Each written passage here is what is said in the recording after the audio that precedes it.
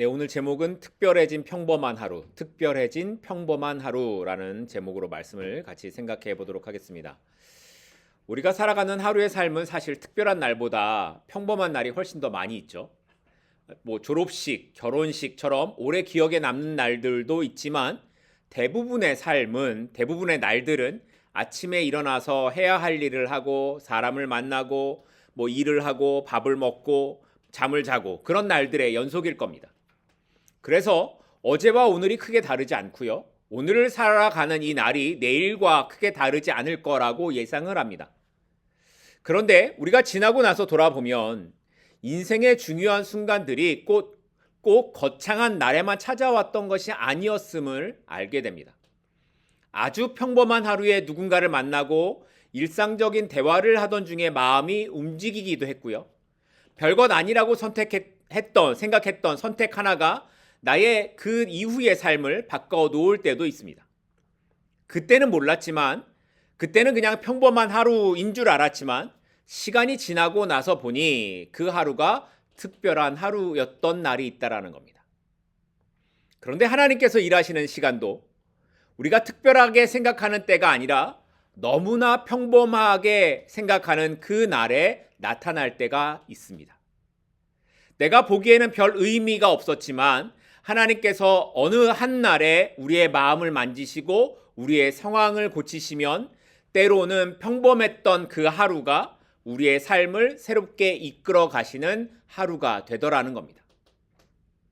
그 이야기가 오늘 본문에 기록된 모세의 하루였습니다. 우리는 지난 시간에 미디안 광야로 도망쳐 온 모세의 실패와 그 속에서 일하시는 하나님에 대해 함께 생각을 해봤습니다. 애굽의 왕자로 40년을 살았던 모세의 마음에는 히브리인들이 자기의 형제라는 생각이 있었죠. 그래서 애굽 사람이 히브리인을 때리는 것을 보고는 화를 참지 못해 그를 죽인 후에 모래에 숨겨버렸습니다.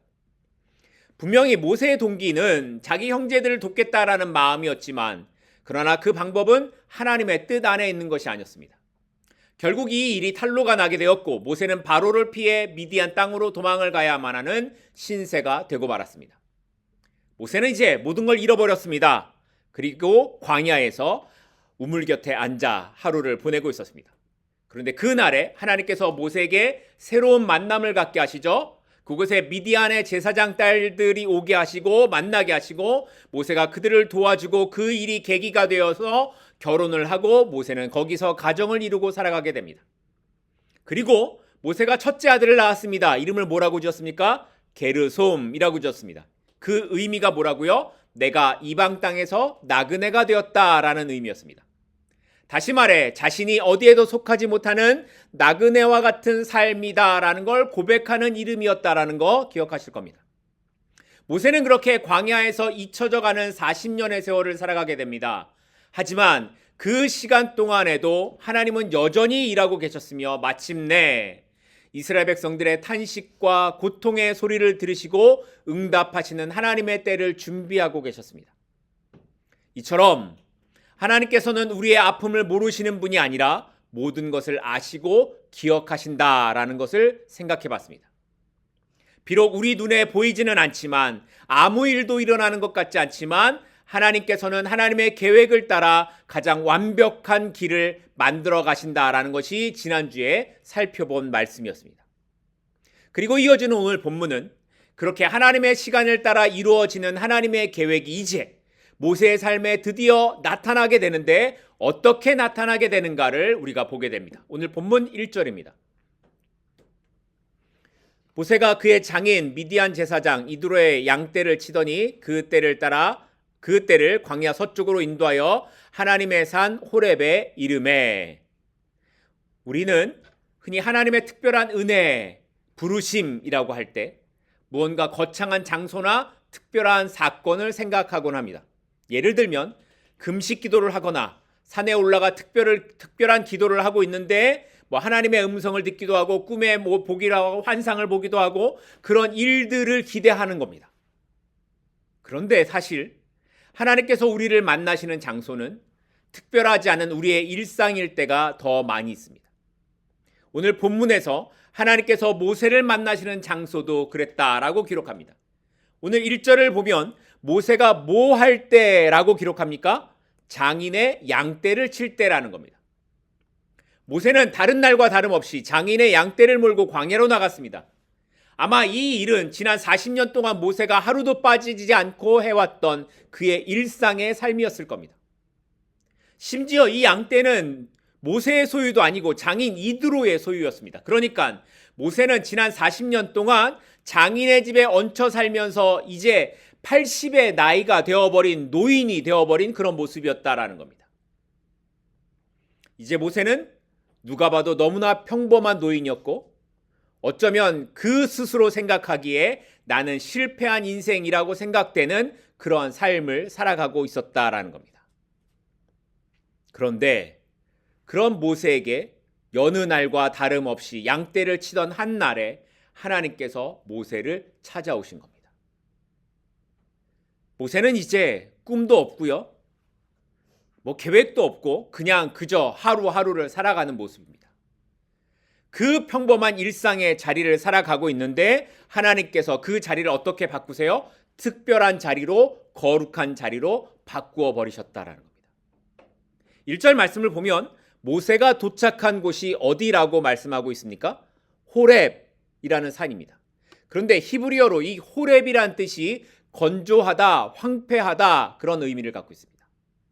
말 그대로 풀 한 포기도 제대로 나지 않는 메마른 산, 황폐한 산이라는 겁니다. 그런데 그렇게 황폐한 산에서 모세가 어떤 걸 보게 됐다고요? 가시떨기 나무에 불이 붙은 걸 본 겁니다. 그런데 나무에 불이 붙었는데 이 불이 나무를 태우지 않고 있는 걸 보는 겁니다. 광야의 가시떨기 나무는 아무짝에도 쓸모없는 흔한 가시덤불과 같은 나무라고 합니다. 그런데 그 나무에 불이 붙었는데 나무가 타지 않으니까 모세가 저기서 특별한 일이 일어나고 있구나 라고 생각을 했다라는 거예요. 그래서 가까이 가서 봐야겠다 이런 결정을 한 겁니다. 그런데 왜 하필이면 가시떨기 나무였을까요? 다른 나무들도 있었을 텐데 왜 아무짝에도 쓸모없는 이 가시떨기 나무였을까 하는 겁니다. 아니 하나님께서 모세에게 나타나기로 하셨다면 더 특별한 방법들이 많이 있었겠죠. 예를 들면 구름이 가득하거나 사도 바울이 봤던 것처럼 강한 빛이 그곳에 내리치거나 하는 방법이 있었을 텐데 왜 가장 평범하고 심지어 아무도 눈여겨보지 않는 이 가시떨기 나무 가운데에 나타나신 걸까요?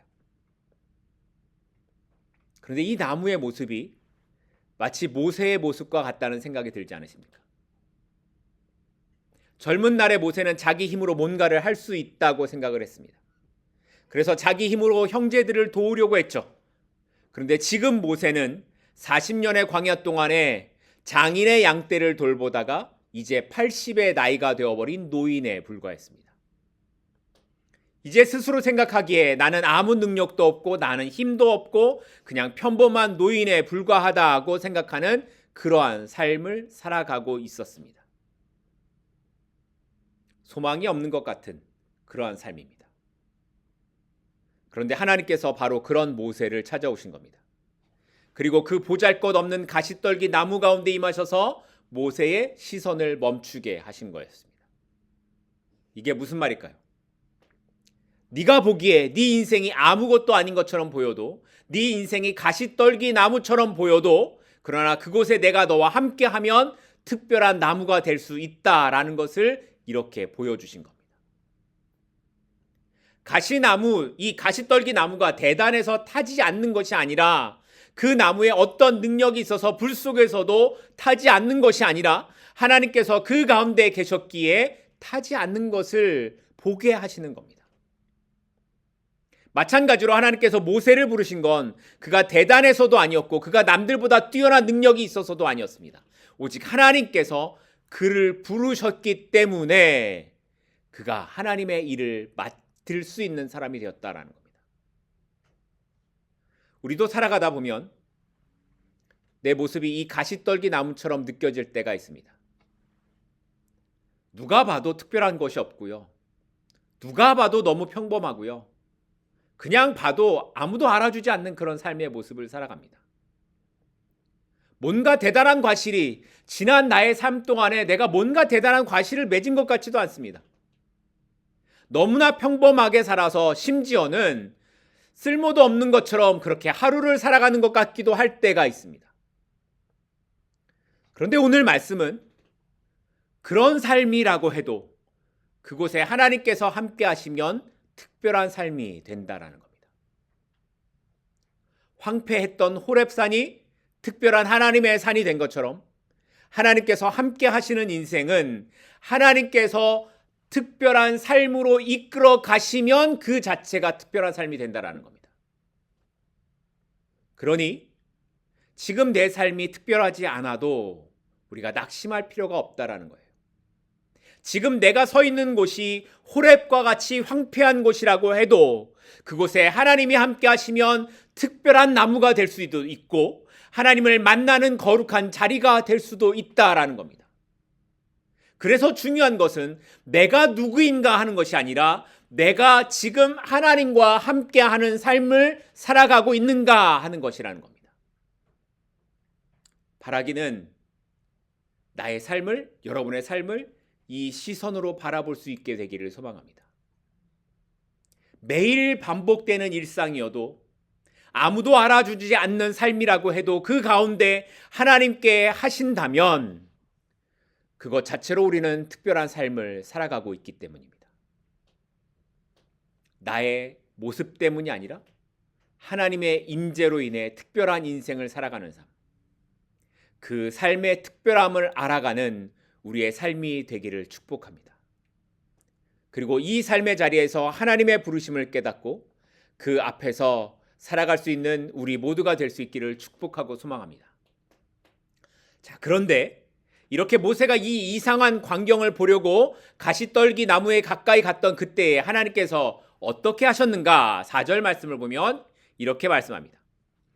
여호와께서 그가 보려고 돌이켜 오는 것을 보신지라 하나님이 떨기나무 가운데서 그를 불러 이르시되 모세야 모세야 하시매 그가 이르되 내가 여기 있나이다.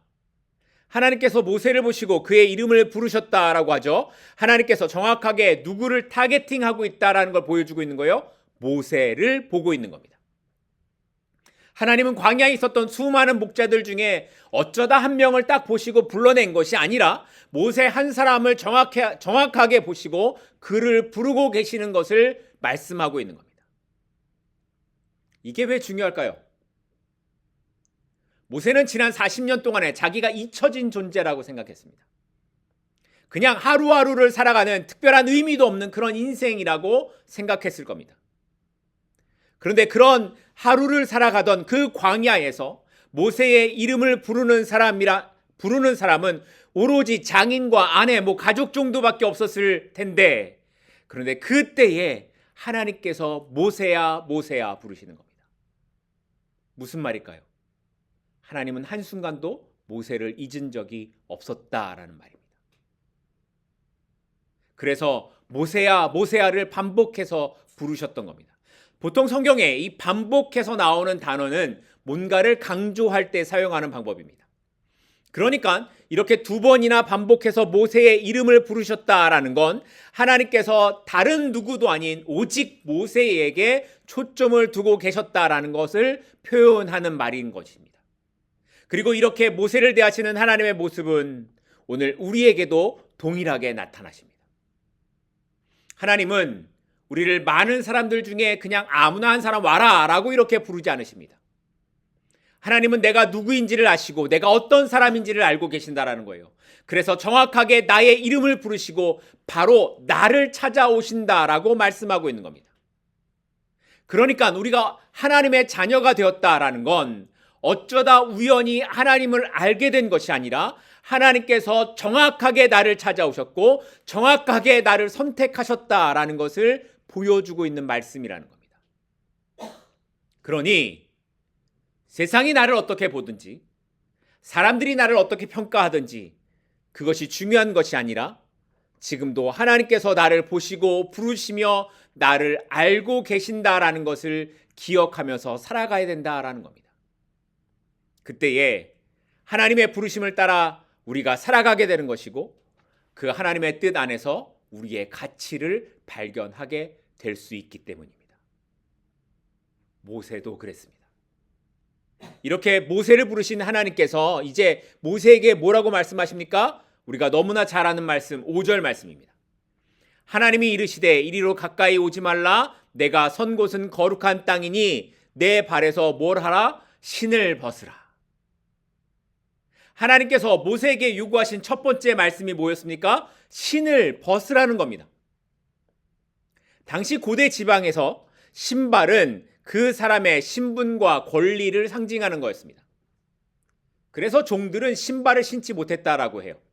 그러니까 신을 벗으라라고 말씀하는 건 자신을 내려놓고 내 인생의 주권이 하나님께 있음을 고백하게 하시는 말씀이었다라는 겁니다. 지금까지 모세의 삶을 돌아보면 그는 자기의 힘으로 자기의 뜻대로 살아오는 삶이었습니다. 자기의 생각이 옳다고 생각하던 대로 그렇게 그의 삶을 살아왔습니다. 그런데 그 모세의 삶의 결과가 어땠습니까? 실패였습니다. 그런데 모세를 부르신 하나님께서 이제 그 신을 벗으라고 말씀하십니다. 지금까지 네가 살아왔던 삶의 방식을 벗으라고 말하는 거예요. 지금까지 네가 살아왔던 네 판단과 경험과 고집을 내려놓고 하나님 앞에 서라고 말씀하고 있는 겁니다. 하나님께서 모세를 사용하기 위해 부르셨지만 모세가 가장 먼저 해야 하는 건 신을 벗는 것, 하나님 앞에서 나를 내려놓는 것, 나를 부인하고 하나님 앞에 엎드리는 것, 그것이 가장 먼저 필요한 것이었기 때문입니다. 우리의 삶도 마찬가지입니다. 우리가 하나님을 믿는다고 하면서도 여전히 하나님 앞에 나의 신을 신고 있을 때가 있지는 않습니까?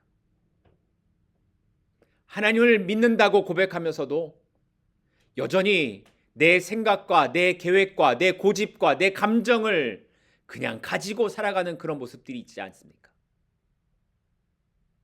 그러면서 우리는 뭐라고 말합니까? 하나님 왜 내 기도는 듣지 않으십니까? 하나님 왜 내 뜻대로 이루어지지 않으시는 겁니까? 하나님 왜 내 삶은 이렇게 놔두시는 겁니까? 라고 그렇게 외치고 있지는 않습니까? 심지어 내가 원하는 대로 하나님 해주시면 내가 순종하겠다니까요 라고 하나님을 협박하고 있지는 않습니까? 그런데 하나님께서 모세에게 말씀하시는 건 먼저 내 발에서 신을 벗으라는 것이었습니다. 하나님을 따라 산다라는 건 내 삶의 주권이 하나님께 있음을 고백하는 겁니다. 내 방법을 내려놓고 내 계획을 내려놓고 내 혈기를 내려놓는 겁니다. 그리고 그 안에 하나님을 모시고 살아가는 겁니다. 이게 선행되지 않으면 우리가 아무리 하나님을 믿는다고 말해도 우리는 여전히 나의 신을 신고 살아가고 있을 뿐이라는 겁니다. 그래서 성도에게 있어서 가장 중요한 건 내가 지금까지 무슨 일을 했는가 하는 것보다 내가 누구 앞에서 살아가는 인생인지를 알아야 한다는 겁니다. 내가 얼마나 대단한 능력을 가졌는가 하는 것보다 내가 하나님 앞에서 어떤 존재인지를 날마다 인식하고 고백하는 삶을 살아가고 있는가 하는 것이라는 겁니다. 이 삶이 되지 않으니까 조금만 이름이 높아지면 목이 뻣뻣해지고 교회가 자기 것인 줄 착각하고 자기 뜻이 하나님의 뜻인 줄 알고 그렇게 살아가는 사람들이 있다라는 거예요. 모세가 서 있는 땅은 호렙 땅, 말 그대로 황폐하고 메마른 땅이었지만 그곳에 하나님께서 임재하셨을 때에야 비로소 그곳이 거룩한 땅이 되었습니다. 그래서 하나님 앞에서 신을 벗는다라는 건 아무리 내가 황폐한 땅 가운데 있다 할지라도 그곳에서 하나님의 임재를 경험하면 그곳이 거룩한 곳이 된다라는 걸 인정하는 고백이었습니다. 하나님께서 모세를 통해서 일하신 그 시작은 모세가 하나님 앞에 신을 벗을 때였습니다. 그가 가고 싶은 길을 멈추고 그가 하고 싶은 일을 멈추고 신을 벗은 채 하나님 앞에 섰을 때 그때서야 비로소 하나님의 일이 시작되었던 것입니다. 이렇게 모세에게 신을 벗으라고 말씀하신 하나님께서는 이제 하나님께서 누구인지를 모세에게 말씀하십니다. 나는 내 조상의 하나님이니 아브라함의 하나님, 이삭의 하나님, 야곱의 하나님입니다. 라고 말씀하십니다. 이게 무슨 뜻일까요? 하나님은 그냥 나는 너의 조상의 하나님이야 이렇게 말씀하지 않으시고 굳이 아브라함의 하나님, 이삭의 하나님, 야곱의 하나님이라고 하신 이유가 있습니다. 바로 그들과 언약을 맺으신 하나님이다라는 것을 알게 하기 위함이었다라는 겁니다. 그러니까 지금 모세를 찾아오신 것은 갑자기 이루어진 일이 아니라 아브라함부터 시작된 그 언약을 이제 이어서 이루어 가시겠다라는 하나님의 의지를 모세에게 보여주고 계신다라는 말씀입니다. 다시 말해서 이 모세의 삶이 그냥 아무런 의미도 없이 끊어진 그런 인생이 아니라 하나님의 언약 안에서 이어져 가고 있는 그런 삶이라는 것을 말씀하고 계신 겁니다. 모세는 광야의 40년이 실패라고 생각했을 것이고 소망이 없다라고 생각을 했었을 텐데 하나님께서는 그 모든 시간을 하나님의 언약 안에서 내가 여전히 너를 보고 있었다라고, 그 언약 안에서 여전히 내가 너를 생각하고 있었다라고 말씀하고 계시는 것입니다. 그러니까 하나님께서 나는 아브라함의 하나님, 이삭의 하나님, 야곱의 하나님이라고 말씀하신 건 단순히 하나님의 이름만을 나열하신 것이 아니라 이 설명은 하나님이 어떤 분이신지를 분명하게 모세에게 보여주신 말씀이라는 것입니다. 하나님은 약속하신 것을 잊지 않으시는 하나님이십니다. 하나님은 사람의 실패 때문에 하나님의 계획을 멈추지 않으시는 하나님이시라는 겁니다. 하나님은 시간이 오래 걸려도 사람의 눈에 아무것도 일어나지 않는 것처럼 보여도 하나님의 때가 되면 하나님의 언약을 반드시 이루어 가시는 분이라는 겁니다. 그리고 이 하나님의 일하심은 오늘 우리의 삶에서도 동일하게 나타나십니다. 내가 계획했던 일들이 어그러지고 나의 예전의 열심들이 다 사라져버리고 그래서 이제는 뭔가를 하겠다라는 의지조차 사라져버린 그때에도 하나님은 변하지 않으신다는 겁니다. 심지어 내가 어디로 가야 하는지 모르는 그때에 나는 게르솜이라고 나는 정말 이방인처럼 외로운 삶을 살아가고 있다고 말하는 그때에도 하나님은 아니라고, 그 모든 시간에 내가 너와 함께 있었다라고, 그 모든 시간에도 나는 나의 언약을 지키고 있었다라고 말씀하고 계시는 겁니다. 우리는 하나님을 보지 못하지만 하나님께서는 언제나 우리를 기억하고 계심을 말씀하고 계십니다. 우리는 하나님의 언약을 기억하지 못하지만 하나님께서는 우리가 기억하지 못하는 그 시간에 하나님의 언약을 지키기 위해 우리를 포기하지 않으시고 찾아오시고 다시 부르고 계신다는 이 사실을 기억하시기 바랍니다. 그리고 그때에 우리의 신을 벗고 오직 내 인생은 하나님께 있습니다를 고백할 수 있는 우리 모두가 되기를 소망합니다. 아브라함의 하나님, 이삭의 하나님, 야곱의 하나님께서 오늘 나의 하나님이십니다. 그 하나님께서 약속을 잊지 않으시고 우리를 찾아오시며 내가 서 있는 이곳을 하나님의 거룩함으로 새롭게 하시는 분이십니다. 그러니 오늘 하루를 이 믿음으로 하나님 앞에 살아갈 수 있는 우리 모두가 될 수 있기를 간절히 소망합니다. 마지막으로 이렇게 아브라함과 이삭과 야곱의 하나님으로 언약을 지키시는 하나님께서 이제 그 언약을 어떻게 지켜가시는지를 모세에게 이렇게 말씀하십니다. 오늘 본문 7절입니다.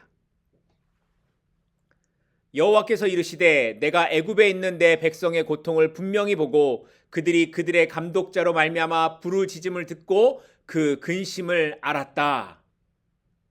7절 말씀을 보면 하나님께서 히브리인들을 뭐라고 부르십니까? 애굽에 있는 내 백성이라고 부르시죠. 이 말이 모세에게는 좀 다르게 들렸을 거예요. 지금까지 애굽 사람들에게 히브리인들은 그저 노예에 불과했습니다. 바로에게는 그저 필요한 일을 감당하는 소모품 정도에 불과했을 겁니다.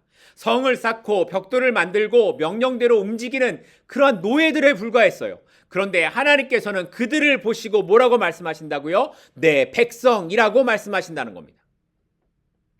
사람들은 그들을 보고 노예로 봤지만 하나님께서는 그들을 내 백성이라고 보신다는 거예요. 그리고 그들의 고통을 분명히 보고 계셨습니다. 그래서 7절 말씀을 여러분 보시면 7절에 동사가 3가지가 나와요. 7절에 뭐라고 동사가 나오냐면 보고, 듣고, 알고 라는 동사가 나옵니다. 특히 여기에 안다라는 이 단어는 히브리어로 야다라는 단어인데 이 뜻은 단순히 머리로 아는 것이 아니라 깊은 관계 속에서 아는 것을 의미합니다. 다시 말해서 하나님께서 이스라엘의 고통을 그냥 정보를 통해 듣고 아셨다라는 것이 아니라 그들의 고통 속으로 들어오셔서 그들의 아픔을 함께 아셨다라는 것을 의미하는 단어인 겁니다. 그들의 탄식과 그들의 눈물과 그들의 외침이 어떤 것인지를 하나님께서 보고 듣고 알고 계셨다라는 말씀을 하고 있는 겁니다.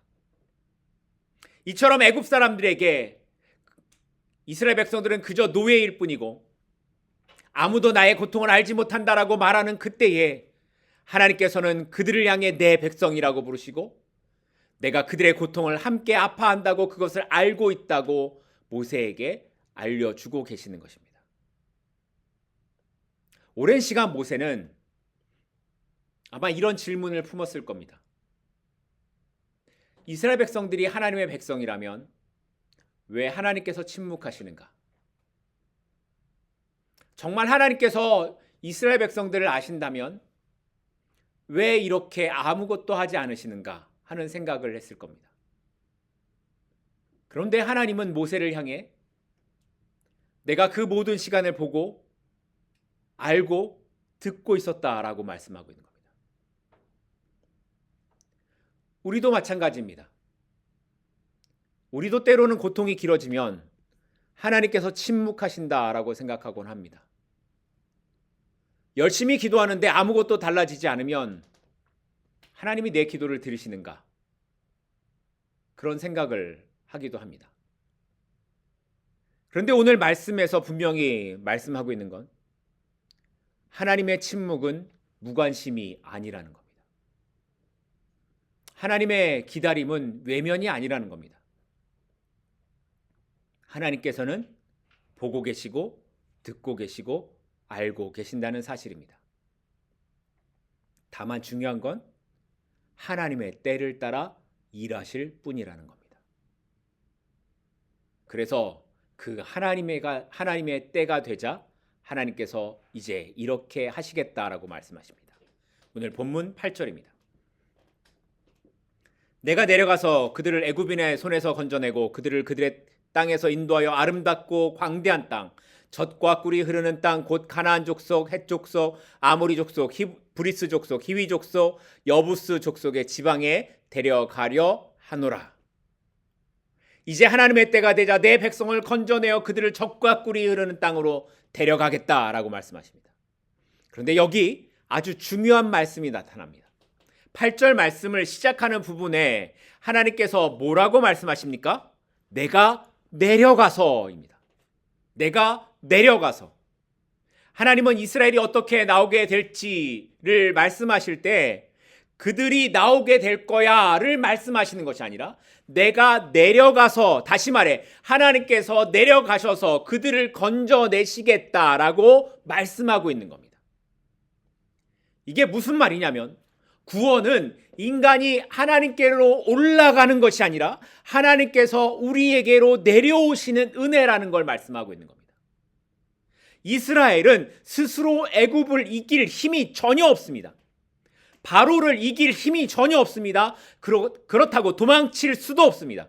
그들이 할 수 있는 거라곤 그냥 힘들다고 부르짖는 것뿐이었습니다.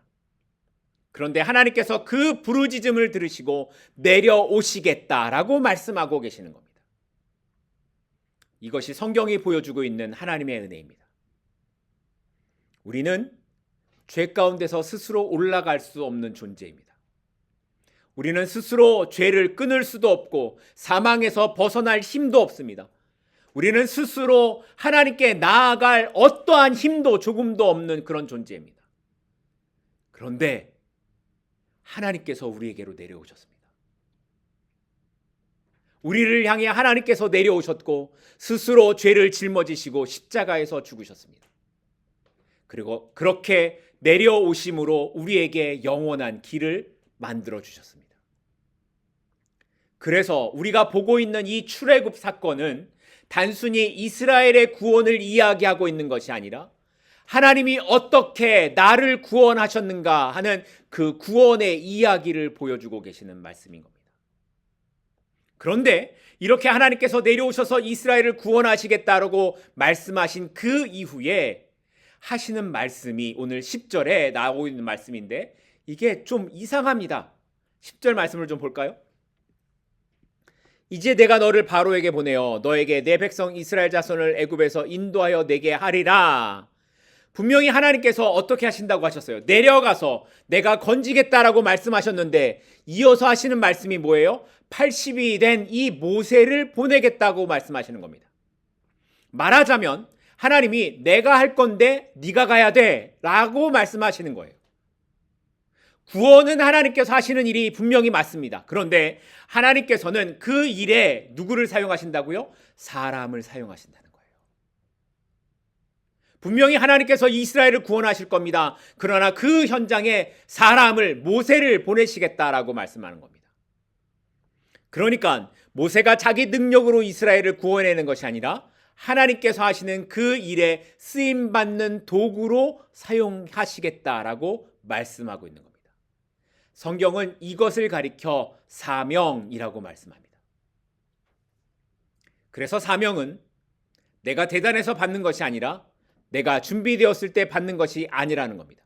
사명은 그저 하나님께서 하시는 일에 나를 부르시는 부르심일 뿐입니다. 그래서 사명은 내가 하는 것이 아니라 하나님께서 하시는 일에 참여하는 겁니다. 그래서 여기에는 내 자랑도 없고 실패도 또한 없습니다. 왜냐하면 하나님께서 보내신다면 그 길을 내가 가는 것이 아니라 하나님께서 내려오셔서 가시는 것이고 그 일의 결국은 하나님께서 이루시는 것이기 때문입니다. 이처럼 하나님의 일하심은 하늘에서 뚝 떨어지는 기적보다 하나님의 뜻에 순종하는 한 사람을 통해서 이루어질 때가 많이 있습니다. 하나님은 모세라는 연약한 통로를 통해 하나님의 일하심을 세상에 보여주기를 원하셨던 거였습니다. 모세가 가진 지팡이가 대단해서가 아니라 지팡이를 들고 있는 그 모세가 그 모세를 하나님께서 붙들고 계셨기에 이스라엘을 구원하시는 그 하나님의 놀라운 일들이 시작되었던 거였습니다. 마찬가지로 오늘 우리의 삶에서 우리를 부르시는 분은 하나님이십니다. 여러분이 어떤 삶을 살아가든지 하나님께서 여러분을 부르심이 있음을 믿으시기를 바랍니다. 내가 일하고 있는 직장이, 내가 살아가고 있는 가정이 때로는 힘들기도 하고 때로는 답답하기도 할 때가 있겠지만 분명히 기억해야 하는 건 그곳도 하나님께서 부르신 부름의 자리라는 사실입니다. 내가 우연히 그곳에 있는 것이 아니라 하나님께서 나를 그곳에 보내셨다라는 그 시선이 있어야 같은 자리도 다르게 보이기 시작하는 겁니다. 물론 때로는 사람들 때문에 감정이 상하는 일들이 일어나기도 할 거고요. 부딪히는 일들도 일어나기도 할 겁니다. 그 관계들이 쉽지 않을 겁니다. 모세도 그랬습니다. 그가 다시 애굽으로 가는 건 죽음을 각오해야만 하는 일이었습니다. 정말 두렵고 모세도 피하고 싶은 일이었을 겁니다. 그럼에도 하나님께서 보내실 때 가는 것이 하나님의 일을 하는 것입니다. 그러니 오늘 우리의 삶의 자리에서 나를 이곳에 보내신 분이 하나님이시다라는 이 사실을 고백하는 하루를 살아가십시다.